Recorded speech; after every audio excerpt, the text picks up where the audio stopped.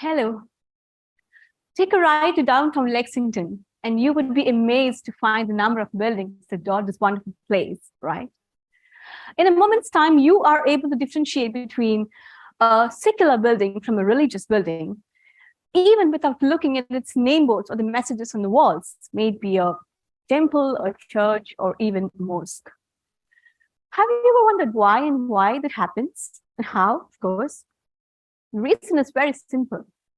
There are stereotypical models of architectural styles that are tied to a specific religion, which are tied into our imagination or our popular imagination of the perception of a religious worship space. Which means that you understand a building as a church as you see the crosses, the steeples, and the finals, and a mosque after you see the domes, the minarets, and the arches, right? But little is being talked about those buildings which were created, or those specifically worship spaces that were created outside the globally accepted standardized models. Yeah. And my research on the ancient community of the Thomas Christians of southern India, specifically the state of Kerala, brought into limelight some of these crucial questions. What happens when an accepted model of the worship space confluence with an alternate model of a worship space, which was again created by a community who also were the recipients of a similar religious doctrines? Would the generally accepted models absorb the least accepted or organically evolved models? What is the role of the cultural variable in defining standards and stereotypes? These were some of the questions that bothered me when I began my research. I would like you to look at these three images.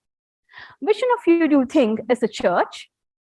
Is it A, B, or C? A quick poll, please. A, yeah. I'm sure that most of you would vote for A. But would you be surprised if I tell you that all the three are actually images of churches belonging to the Thomas Christians of southern India? Aren't you amazed? My research journey began from a similar point of amazement as I was driving through my hometown back in 6 or 7 years ago. And I was enthralled to find the diversity of architectural styles that was honoring the churches of the Thomas Christians. They were churches in European styles, in indigenous styles, and in a strange mix of both indigenous and European styles. And that too in complete harmony. I was wonderstruck. And it was from this point that my research journey actually sparked off. One can actually pass this off as the inevitable result of India's colonial exposure, right? 400 years of exposure. But the fact that the history of the Thomas Christians, specifically the recorded history of Thomas Christians and their churches, surpass or dates back to the 1st century CE, further complicates this question. The Thomas Christians of southern India trace their legacy to the proselytizing mission of Apostle Thomas in the 1st century CE, although it is still debated. There are conclusive inscriptional and literary evidences that dates back from the 4th century CE that confirms their presence in this land. Right from the inception, these community of Christians have evolved more or less isolated. They hardly knew about the development in institutions in their European counterparts. They were hardly aware of the models of Christianity that were developing elsewhere in the world, especially in Europe, centered in Rome. So their interaction was largely with a non-Christian cultural space that they were surrounded with. Their ideas of worship and worship spaces were therefore based on their concept of acculturated and secretized notions of worship spaces. This is an example of a church building, an ancient pre-colonial church building that belonged to these Thomas Christians. Now, This is a crucial point in the history when Thomas Christians suddenly meets a Portuguese in the 16th century. That actually begins a new chapter in the history as the Portuguese begins to introduce the European models of architecture into Thomas Christian world. They get acquainted with the Romanesque models, the Gothic models, the Renaissance models, and later the Baroque models. And what would happen if such a confluence happened? In order to find answers to this question, I had first to establish the floor plan of a typical Thomas Christian models that predated the Portuguese. For that, I began my research by creating a list of churches that were built predating the Portuguese, during the Portuguese, and after the Portuguese prime time, that is around the 19th century. This involved a lot of archival research, believe me.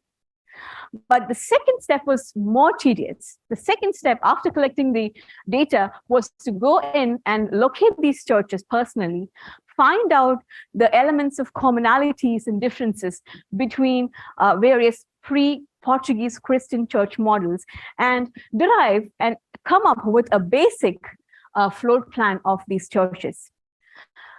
There were two impediments in my journey. One was the problem of dilapidation, wherein most of the churches were in ruins because of its exposure to the weather, the monsoon.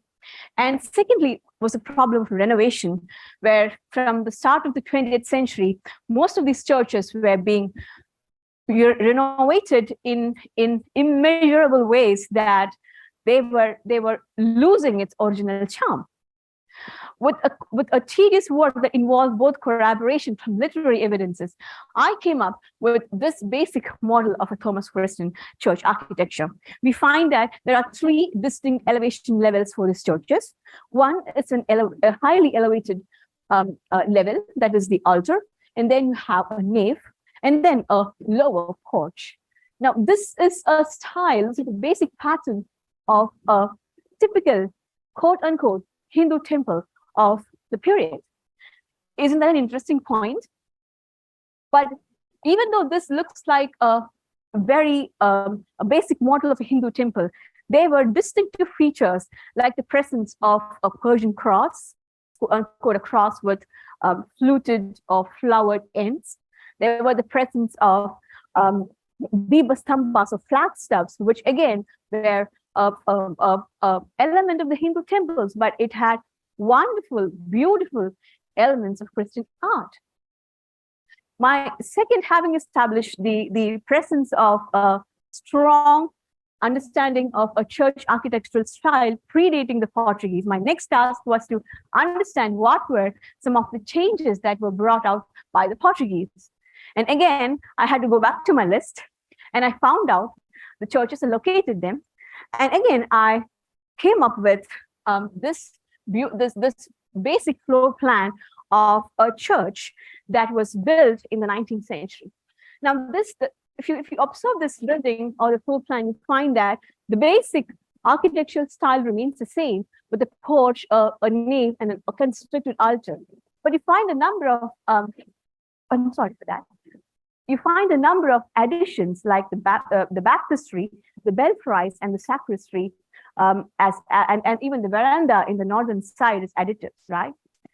Now, what my research finally came up was that even despite the fact that there was a well-accepted model of church architecture that was sort of superimposed on these existing model of church architecture, the Thomas Christian architecture survived. The best example of superimposition is this particular slide, where you find these false facades. These false facades adorned the nave and the porch. These were false facades. It just colored the exterior and did nothing else. It was a decorative piece, the face of a church in the 19th and 20th centuries. So in my concluding remarks, I was able to establish that there existed a conclusive, strong pattern of worship spaces which was distinct from that of an accepted European model, firstly. And secondly, the cultural variable played a key role in preserving the well-developed model of this worship spaces, even in hostile conditions, that is, even during the time of a colonialistic or a hegemonistic power, which was controlling the Thomas Christians to a great extent. The Archaeological Survey of India and the State Archaeological Survey of Kerala had approached me regarding my research, as they found that this particular research has helped to bring in new notions about the existence of a style of architecture which is unique to the ancient community of these Christians, and which is completely distinct and different from the accepted models. What makes this model distinct is that this model is important because it survived in a largely non-Christian cultural space. Thank you so much.